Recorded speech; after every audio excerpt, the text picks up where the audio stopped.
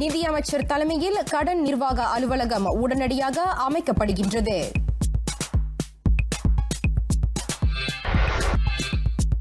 மலேசிய மக்கட்தொகை 1.1 விழுக்காடு அதிகரிப்பு. பெண்களை விட ஆண்களே அதிகம்.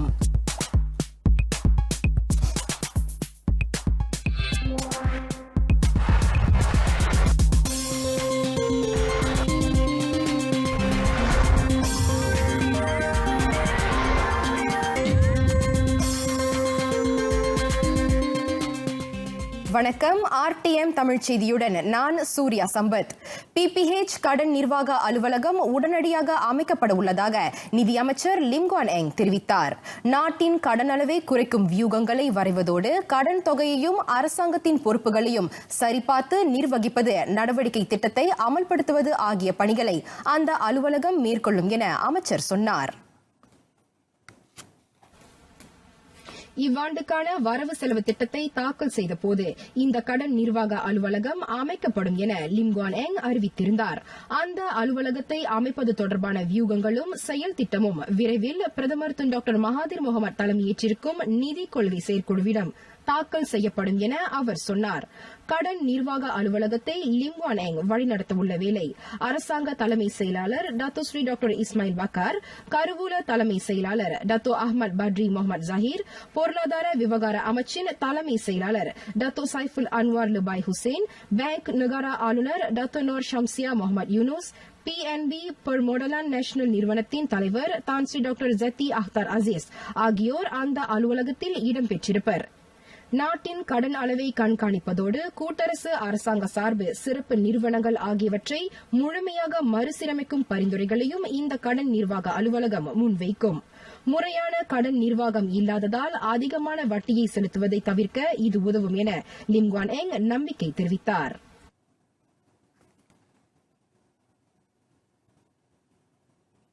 உலக அரங்கில் ஊழலற்ற உயர்நெறி கொண்ட நாடாக மலேசியா அறியப்படுவதை அரசாங்கம் விரும்புகின்றது. அதனை உறுதி செய்ய பக்கத்தான் ஹரப்பான் அரசாங்கம் பல்வேறு நடவடிக்கைகளை மேற்கொண்டு வருவதாக துணை பிரதமர் Datuk Seri doctor Wan Azizah Wan Ismail தெரிவித்தார். 14வது பொதுத் தேர்தலில் வெற்றி பெற்று ஆட்சியை கைப்பற்றியதிலிருந்து நாட்டில் ஊழலை ஒழிப்பதில் பக்கத்தான் ஹரப்பான் அரசாங்கம் முனைப்பு காட்டி வருகின்றது. குறிப்பாக 2019ஆம் ஆண்டிலிருந்து 2023ஆம் ஆண்டு வரைக்குமான தேசிய ஊழல் தடுப்பு திட்டம் அறிமுகப்படுத்தப்பட்டது. தேசிய அரசாங்க உயர்நெறி ஊழல் தடுப்பு மையம் அமைக்கப்பட்டது ஆகியவற்றை டத்தோஸ்ரீ டாக்டர் வான் அசிசா சுட்டிக்காட்டினார். நடப்பு அரசாங்கம் நிதியை மிச்சப்படுத்துகின்றது. அதேவேளை மக்களின் சமூக நலத்தை பாதுகாப்பதிலும் தவறிவிடக்கூடாது என்பதில் கவனத்துடன் செயல்படுவதாக அவர் குறிப்பிட்டார். இதற்கு பின்னர் நாட்டின் நிர்வாகம் முறையாக நிர்வகிக்கப்படுவதை அரசாங்கம் உறுதி செய்யும் என துணை பிரதமர் உறுதியளித்தார். 60 ஆண்டுகால முந்தைய ஆட்சியின் சிந்தனையிலிருந்து இன்னும் விடுபடாத குறிப்பிட்ட எண்ணிக்கையிலான மக்களால் நடப்பு அரசாங்கத்தின் உருமாற்ற திட்டங்களை உணர முடியவில்லை என்றார் அவர். டத்தோஸ்ரீ டாக்டர் வான் அசிசா ஜெனீவாவில் உள்ள மலேசியர்களுடன் நோன்பு துறப்பு நிகழ்ச்சியில் கலந்து கொண்டார். பேரிடர் ஆபத்துகளை குறைக்கும் அனைத்துலக கலந்துரையாடலில் கலந்து கொள்வதற்காக அவர் சுவிட்சர்லாந்து சென்றுள்ளார். உரிமைகளை கோருவதில் நடுநிலையாக நடந்து கொள்ள வேண்டும் என அரசாங்க சார்பற்ற அமைப்புகளுக்கும் பொதுமக்களுக்கும் தேசிய போலீஸ் படை தலைவர் டத்தோஸ்ரீ அப்துல் ஹமீத் படோர் அறிவுறுத்தியுள்ளார். அசம்பாவிதங்களை விளைவிக்கும் அளவுக்கு வரம்புக்கு மீறி செயல்பட்டால் போலீஸ் கடுமையான நடவடிக்கைகளை எடுக்கும் என அவர் எச்சரித்தார். Kita tegas mengambil tindakan ke atas semua bentuk keganasan tanpa mengira apa latar belakang agama ke kaum ke politik ke, kita akan ambil tindakan yang tegas. Tidak boleh menjebelahi mana-mana pihak ataupun tidak boleh mengambil pendekatan yang tidak adil dalam approach kami untuk nak mengatasi ancaman-ancaman tersebut. நாட்டின் அரசியலமைப்பு சட்டத்தில் இடம்பெற்றுள்ள விவகாரங்களை மக்கள் பிரச்சினைகளாக உருவாக்கக்கூடாது என அவர் கூறினார். Kuala Lumpur புக்கிட் அமானில் நடைபெற்ற பதவி ஒப்படைப்பு நிகழ்ச்சியில் டத்தோஸ்ரீ அப்துல் ஹமீத் படோர் கலந்து கொண்டார். தேசிய போலீஸ் படையின் துணைத் தலைவர் பதவியை டத்தோ மஸ்லான் மன்சூரிடம் அவர் ஒப்படைத்தார்.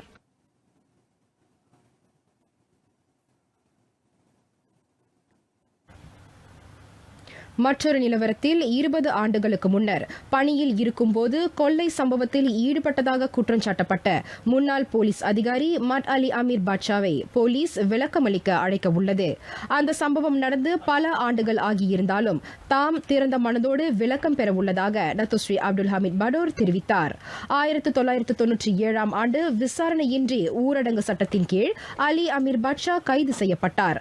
அந்த கைது நடவடிக்கை தொடர்பில் கடந்த ஆண்டு செப்டம்பர் மாதம் நியாயம் கோரி அவர் நீதிமன்ற விசாரணைக்கும் தயாராக இருப்பதாக கூறியிருந்தார். நோன்பு பெருநாளை முன்னிட்டு நாட்டின் நீரிணை பகுதிகளில் குறிப்பாக எஸ்ஸோன் சபா கிழக்கு கரை பாதுகாப்பு பகுதியில் பாதுகாப்பு பலப்படுத்தப்பட்டுள்ளது. கடத்தல் சம்பவங்களை தடுக்க கடற்படை போலீசார் ரோந்து பணிகளை மேற்கொண்டுள்ளனர்.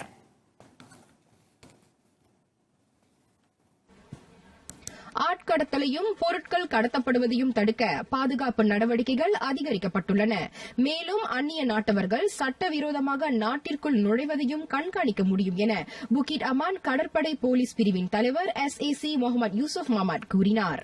நோன்பு பெருநாளை முன்னிட்டு முறையான ஆவணங்களின்றி சொந்த ஊர்களுக்கு திரும்பும் அந்நிய நாட்டவர்களையும் அவர்களின் முகவர்களையும் பிடிப்பதற்காகவும் பாதுகாப்பு பலப்படுத்தப்பட்டுள்ளது. சண்டாகானில் கடற்படை போலீஸ் பிரிவினருடனான நோன்பு துறப்பு நிகழ்ச்சியில் கலந்து கொண்ட பின்னர் SAC முகமது யூசுப் மஹமட் நிருபர்களிடம் பேசினார்.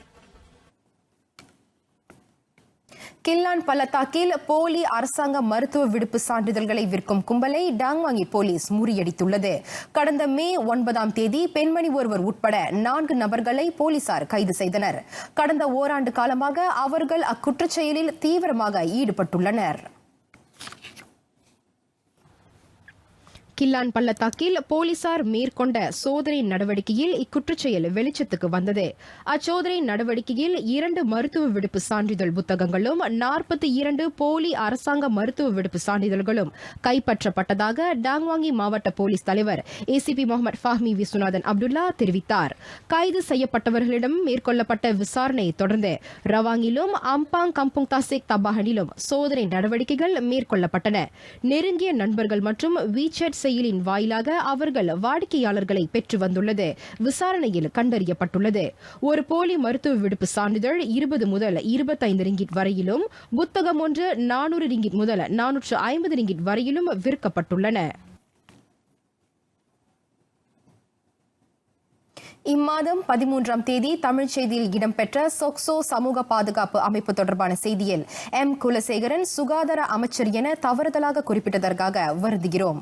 தொடர்ந்து மனிதவள அமைச்சர் குலசேகரன் தொழிலாளர் விவகாரம் தொடர்பாக இன்று வெளியிட்ட அறிக்கை குறித்த தகவலுக்கு வருவோம்.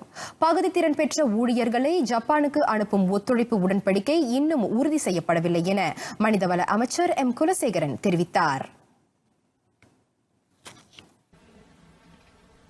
ஜப்பானுடனான ஒத்துழைப்பு உடன்படிக்கை இன்னும் வரையப்பட்டு வருவதாகவும் அது இன்னும் உறுதிப்படுத்தப்படவில்லை எனவும் ஓர் அறிக்கையின் வாயிலாக அமைச்சர் குலசேகரன் தெரிவித்தார்.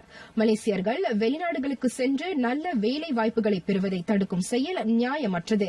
அதிகாரப்பூர்வமற்ற உடன்படிக்கையின்றி மலேசியர்கள் வெளிநாடுகளில் வேலை தேட மாட்டார்கள் என்று கருதுவதும் ஏற்புடையமை அல்ல என அமைச்சர் குறிப்பிட்டார். அதிகாரப்பூர்வ உடன்படிக்கை மலேசியர்களுக்கு பாதுகாப்பாக அமையும் என்பதோடு அவர்களது வளர்ச்சியை கண்காணிக்க உதவும்.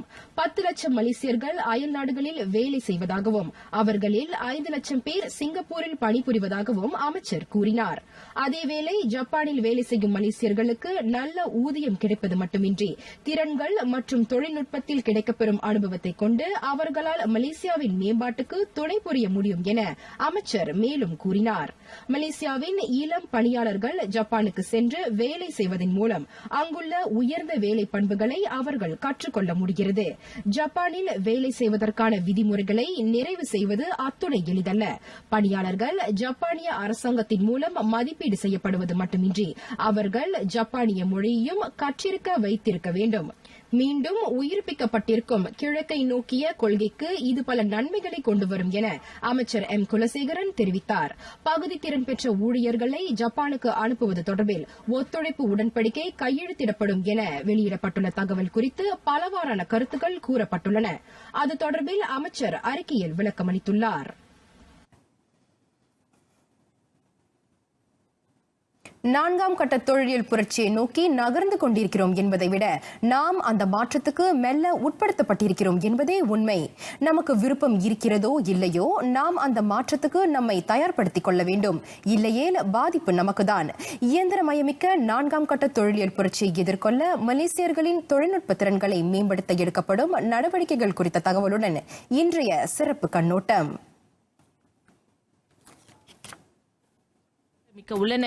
அந்த சூழ்நிலையில் இளங்கலை, முனைவர் போன்ற பட்டப்படிப்பை முடித்தவர்களை விட திறன்களை கற்று கை தேர்ந்தவர்களுக்கே வேலை வாய்ப்புகள் அதிகம். அனைத்து துறைகளில் வேலை செய்பவர்களும் தகவல் தொழில்நுட்பம் அறிந்தவர்களாக இருக்க வேண்டும். பெரும்பாலான வேலைகளை இயந்திரங்களே செய்ய உள்ளன. அந்த இயந்திரங்களை இயக்கக்கூடிய ஆற்றலை தொழிலாளர்கள் பெற்றிருக்க வேண்டும் என்று விவரிக்கிறார் மலேசிய கிளாந்தான் பல்கலைக்கழகத்தின் தொழில் முனைவு வர்த்தக புலத்தின் மனிதவள பிரிவு பேராசிரியர் டாக்டர் பாலகிருஷ்ணன் பரசுராமன். கவர்மெண்ட் நிறைய இந்த மாதிரிலாம் கோர்சஸ் ஆரம்பிக்கிறாங்க, ஷார்ட் கோர்சஸ். அப்போ முதலாளிங்க என்ன பண்ணணும், அந்த ஏற்பாடு பண்ணதுக்கு அந்த ஒர்க்கர்ஸ் வந்து அனுப்பி வைக்கணும். எதுக்கு courses, training course in house செய்யலாம், or can send outside, maybe in house, ஏன்னா அவங்களோட வேலை பாதிக்க சொல்லி இன் ஹவுஸ் சொல்லுவாங்க. ஸோ முதலாளிக்கு ஒரு இது இருக்குது, ஒரு பொறுப்பு இருக்குது. என்னோட ஒர்க்கர்ஸ் வந்து நான் ட்ரெயின் பண்ணோம். அதே போல் ஒவ்வொரு தொழிலாளிங்க வந்து அவங்களுக்கு பொறுப்பு இருக்குது, ரெஸ்பான்சிபிலிட்டி சொல்லுவாங்க. உங்களுக்கு கண்டிப்பாக நீங்கள் வந்து உங்கள் வேலை செய்யணும். அப்போ நீங்கள் அவங்களுக்கு ட்ரைனிங் கொடுத்தா அவங்களுக்கு இப்போ மிஷின் பாருங்க, ஒரு சொல்கிற எக்ஸாம்பிள், ஒரு மிஷின் வருது, இப்போ பிரிண்டிங் வச்சுங்களேன். அந்த பிரிண்டிங் வேற ஹைடெக்காக வருது வச்சுங்க, ஜெம்மிலே வந்து செஞ்சிருச்சு. ஆனால் பயன்படுத்தல. அப்போ அந்த மிஷின் எவ்வளோ செலவு பண்ணீங்க? அப்போ அதே சமயத்தில் அந்த ஒர்க்கர்ஸ் என்ன பண்ணோம், இந்த கம்பெனி அவங்களை அனுப்பி இந்த என்ஜினியர் கற்றுக்கிட்டு அந்த என்ஜினியரிங் வந்து அவங்க சொல்லி தரணும். தொழிலாளர்கள் மட்டுமல்ல, பட்டப்படிப்பை முடித்து வேலை சந்தையில் நுழையவிருக்கும் பட்டதாரிகளும் திறன் பெற்றவர்களாக இருக்க வேண்டும். இதற்கு உயர்கல்வி கூட பாடத்திட்டத்திலும் கற்றல் கற்பித்தல் முறையிலும் மலேசியா பல்வேறு மாற்றங்களை கொண்டு வந்துள்ளது. குறிப்பாக வகுப்பறை கல்விக்கான காலத்தை குறைத்து செயல்முறை பயிற்சிக்கான காலத்தை அதிகரிக்கும் நடவடிக்கைகள் எடுக்கப்படுகின்றன. இப்போ ஃபேக்டரியில் பார்த்தீங்கன்னா எல்லாமே வந்து they want to be a labor intensity குறைச்சிட்டு மோர் இதுக்கு போகிறாங்க, ஐ டெக்னாலஜிலாம். ஆனால் காஸ்ட் குறையும். அதில் நம்மளோட சேலஞ்ச் என்னன்னா, எப்படி நம்மளோட எஜுகேஷன் சிஸ்டம் வந்து அடாப்ட் பண்ணுது டு த லேபர் மார்க்கெட். இப்போ நம்ம சொல்லிக் கொடுத்து வேறையா இருக்கும், ஆனால் லேபர் மார்க்கெட் வேற இருக்கும். So we need to be work together. So what I'm telling you, இண்டஸ்ட்ரியும் யூனிவர்சிட்டியும் காலேஜஸ் எல்லாம் வந்து சமம் வேலை செய்யணும். யூனிவர்சிட்டியில் பார்த்தீங்கன்னா ஈகோ சிஸ்டம் மாற்றிட்டோம். இப்போ 3+1 வந்துருச்சு. இப்போ இனிமேல் 4 வருஷம் அவங்க பர்ஃபார்ம் பண்ணுறாங்க படிப்பு. ஒன்ஸ் 3 இயர்ஸ் முடிஞ்சுன்னா இண்டஸ்ட்ரி போயிடுவாங்க. 3+1 2+1 வந்துருச்சு. இப்போ 2+2 வந்துருச்சு. இப்போ 2 இயர்ஸில் இண்டஸ்ட்ரியில் இருப்பாங்க. 2 இயர்ஸில் கேஎஃப்சி என்ன அனுப்பிச்சிட்டாங்க. கேஎஃப்சி நீங்கள் பார்த்தீங்கன்னா எங்கள் யூனிவர்சிட்டி நாங்கள் ஆரம்பிச்சிட்டோம். யூனிவர்சிட்டி காந்தனை சொல்கிறேன், நிறைய ப்ரோக்ராம் வந்து ரிலேட்டட் டு பிஸ்னஸ். வெளிநாடுகளில் பல்வேறு துறைகளில் 4ஆம் கட்ட தொழிலியல் புரட்சி பல்வேறு மாற்றங்களை ஏற்படுத்தி வருகிறது. பல நாடுகளுக்கு சென்றபோது தாம் கண்ட அந்த மாற்றங்களை நம்முடன் பகிர்ந்து கொள்கிறார் பேராசிரியர் பாலகிருஷ்ணன். நாங்கள் இப்போ தான் ஒரு மாநாடு போனேன், இந்த லேபர் சம்மந்தமான மாநாடு போனோம். அந்த மாநாடு போகும்போது எங்களுக்கு போயிட்டு எல்ஜி ஃபேக்ட்ரியில் போயிட்டு எங்களுக்கு போயிட்டு காட்டினாங்க எப்படி தான் செய்கிறாங்கன்னு. உங்களுக்கு தெரியுமா என்னாச்சுன்னு? எல்லாமே ரோபோட் செய்யுது. இந்த ஃபோனு, டிவி எல்லாம் ரோபோட் செய்யுது. ஸோ நாங்கள் வெளியே தான் பார்க்குறோம், விவசாயம் எல்லாம் உள்ளுக்கு ரோபோட் வந்து வேலை செஞ்சுட்டு இருக்கு. மனிதர்கள் வந்து 2 பேர் தான் இருக்காங்க எல்லாமே. ஏன்னா ரோபோட் செய்கிற வேலையை பார்த்தீங்கன்னா ஃபாஸ்ட்டாக செய்யும், மிஸ்டேக் பண்ணாது. மனிதர்கள் மிஸ்டேக் பண்ணுவாங்க. இப்போ நான் என்ன சொல்கிறேன்னா, this only challenge for us how to adapt. அதனால தான் நம்ம என்ன சொல்லுவாங்க, நம்ம மைண்ட் செட்டை மாற்றி ஆகும். 4ஆம் கட்ட தொழிலியல் புரட்சி தொழிலாளர்களுக்கு பதிலாக அனைத்து துறைகளிலும் நவீன இயந்திர பயன்பாட்டை கட்டாயமாக்குகிறது. அது காலங்காலமாக இருந்த வேலை வாய்ப்புகளை இழக்கச் செய்தாலும் ஆயிரக்கணக்கான புதிய வேலை வாய்ப்புகளை உருவாக்கும். அந்த வேலைகளுக்கு நம்மை தகுதி பெறச் செய்ய நமது திறன்களை மேம்படுத்திக் கொள்வோம். இவ்வாண்டின் முதல் காலாண்டில் நாட்டின் மொத்த மக்கள் தொகை 3,26,60,000 பதிவு செய்யப்பட்டுள்ளது. அந்த எண்ணிக்கை கடந்த ஆண்டு அதே காலகட்டத்தில் பதிவு செய்யப்பட்ட மொத்த மக்கள் தொகையை காட்டிலும் 1.1 விழுக்காடு அதிகமாகும். அதில் பெண்களை காட்டிலும் ஆண்களின் எண்ணிக்கை அதிகமாக இருப்பதாக தேசிய புள்ளி விவரத்துறை தகவல் வெளியிட்டுள்ளது.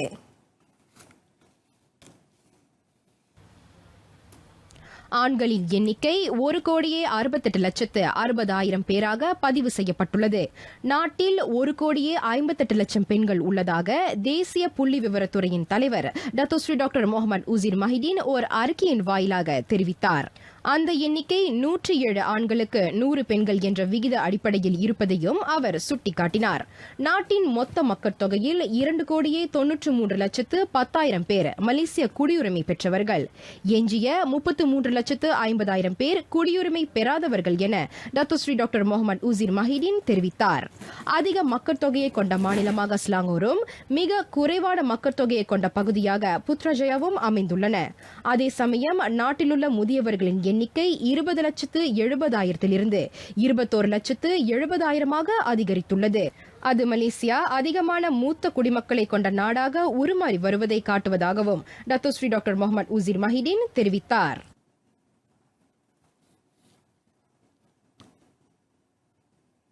நோன்பு பெருநாளை முன்னிட்டு நெகிரி செம்பிலான் அரசாங்கம் அதன் ஊழியர்களுக்கு போனஸ் ஊக்குவிப்பு தொகையை வழங்க உள்ளது. மாநில அரசாங்க ஊழியர்களுக்கு அரை மாத சம்பளம் அல்லது குறைந்தபட்சம் 1000 ரிங்கிட் போனஸ் தொகை வழங்கப்படும் என மந்திரி பசார் டத்தோஸ்ரீ அமினுடின் ஹருன் அறிவித்தார். நகரி செம்பிலான் மாநிலத்தில் உள்ள 3,481 அரசு ஊழியர்களுக்கு போனஸ் வழங்குவதற்கென மாநில அரசாங்கம் 53 லட்சம் ரிங்கிட் நிதி ஒதுக்கப்பட்டுள்ளதாக டத்தோஸ்ரீ அமினுடின் ஹருன் கூறினார். முடிந்த வரையில் இன்றைய அரசு ஊழியர்களுக்கு போனஸ் வழங்க ஏற்பாடுகள் செய்யப்பட்டிருப்பதாக மாநில ஆட்சிக்குழு கூட்டத்துக்கு தலைமையேற்ற பின்னர் அவர் நிருபர்களிடம் தெரிவித்தார். 2019 ஆண்டுக்கான மாநில வரவு செலவு திட்டத்தில் இவ்வாண்டு நெகிரி செம்பிலான் மாநில அரசாங்க ஊழியர்களுக்கு பாதி மாத சம்பளம் அல்லது குறைந்தபட்சம் 2000 ரிங்கிட் போனஸ் வழங்கப்படும் என அறிவிக்கப்பட்டிருந்தது. இதன்படி போனஸ் 2 கட்டமாக வழங்கப்படுகிறது. ஜனவரி மாதத்தின் முதல் வாரத்தில் முதல் கட்ட போனஸ் தொகை வழங்கப்பட்டது. இரண்டாவது கட்ட தொகை நோன்பு பெருநாளுக்காக கொடுக்கப்படுகிறது.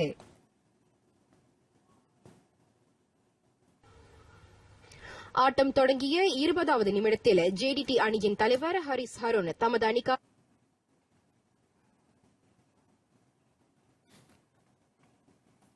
லார்க்கினில் நடைபெற்ற பஹாங் ஜோஹூர் ஜேடிடி அணிகளுக்கு இடையிலான ஆட்டத்தில் 2-0 என்ற கோல் எண்ணிக்கையில் ஜேடிடி அணி வெற்றி பெற்றது. இதுவரை 13 ஆட்டங்கள் முடிவுற்ற வேளை 33 புள்ளிகளுடன் ஜேடிடி அணி பட்டியலில் தொடர்ந்து முதலிடத்தில் உள்ளது. பட்டியலில் 2வது இடத்தில் உள்ள பஹாங் அணி 25 புள்ளிகளை பெற்றுள்ளது. ஆட்டம் தொடங்கிய 20வது நிமிடத்தில் ஜேடிடி அணியின் தலைவர் ஹரிஸ் ஹருன் தமது அணிக்கான முதல் கோலை புகுத்தி ஆதரவாளர்களை மகிழ்ச்சிப்படுத்தினார். ஆட்டத்தை சமநிலைப்படுத்தும் நோக்கில் பஹாங் அணி மேற்கொண்ட கோல் புகுத்தும் முயற்சியை ஜேடிடி அணியின் ஃபரிசால் மர்லியாஸ் முறியடித்தார். அதனையடுத்து ஜேடிடி அணியின் அஹ்யார் ரஷீத் புகுத்திய 2வது கோல் பஹாங் அணிக்கு நெருக்குதலை அளித்தது. இறுதி வரை பஹாங் அணி கோல் புகுத்தாததால் வெற்றி ஜேடிடி அணி வசமானது. இதனிடையே பேராக் அரங்கில் நடைபெற்ற ஆட்டத்தில் 3-1 என்ற கோல் எண்ணிக்கையில் பேராக் அணி PKNP அணியை தோற்கடித்தது. இப்பருவத்துக்கான சூப்பர் லீக் காற்பந்தாட்ட போட்டியில் பேராக் அணி பதிவு செய்துள்ள 3வது வெற்றி இதுவாகும். நேற்றிரவு நடைபெற்ற ஆட்டத்தின் 6வது நிமிடத்தில் பேராக்கின் கரேகா தமது அணிக்கான முதல் கோலை புகுத்தினார். 28வது நிமிடத்தில் பெனால்டி வாயிலாக ரொனால்டோ ஹென்ரிகே பேராக் அணிக்கு மேலும் ஒரு கோலை பெற்றுத் தந்தார். ஆட்டத்தின் 37வது நிமிடத்தில் PKNP அணியின் யஷர் பின்தோ இஸ்லாமி தமது அணிக்கான ஒரே கோலை புகுத்தினார். தொடர்ந்து ஆட்டத்தின் 70வது நிமிடத்தில் பேராக் அணியின் தற்காப்பு ஆட்டக்காரர் நசிருல் நாயிம் புகுத்திய 3வது கோல் அவ்வணியின் வெற்றியை உறுதி செய்தது.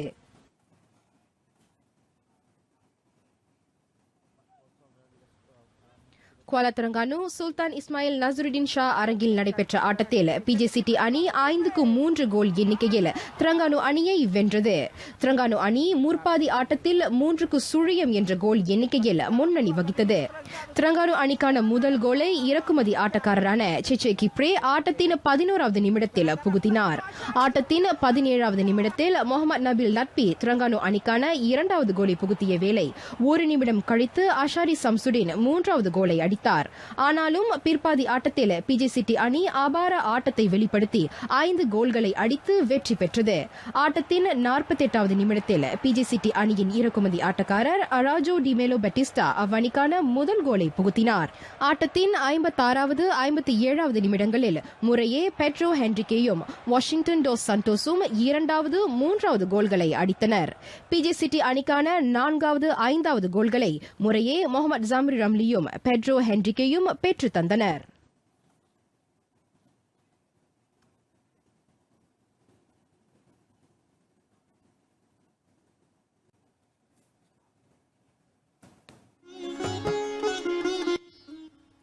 குறளும் விளக்கமும். குறள் 56. தற்காத்து தற்கொண்டார் பேணி தகைச்சான்றா சொற்காத்து சோர்விலாள் பெண். விளக்கம்: உடலாலும் உள்ளத்தாலும் தன்னை காத்து தனது கணவருக்கும் குடும்பத்திற்கும் நற்பெயரை ஈட்டித் தந்து அறத்தை கடைபிடிப்பதில் சோர்வடையாமல் இருப்பவளே மனைவி என்கிறார் திருவள்ளுவர்.